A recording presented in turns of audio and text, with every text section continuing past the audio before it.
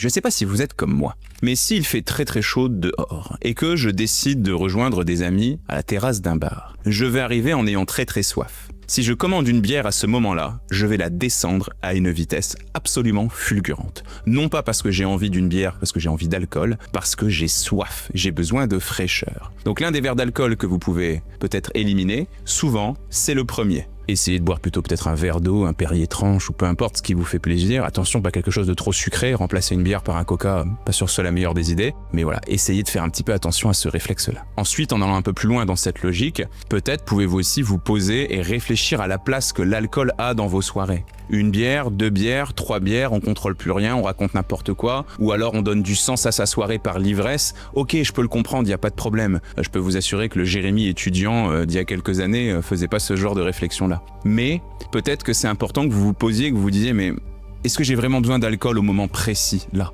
Est-ce que j'ai vraiment besoin d'en boire autant que ça ? Bien évidemment, cette réflexion, il faut vous la poser en amont, parce que sur l'instant T, c'est toujours un petit peu compliqué de se limiter. Mais peut-être que c'est possible une fois de temps en temps, surtout si vous avez des moments de vie sociaux qui sont un peu répétés, d'essayer, juste pour vous tester, juste pour voir ce que ça donne, de ne pas boire de l'alcool et de remplacer ça par des citronnades ou autre chose qui vous ferait plaisir.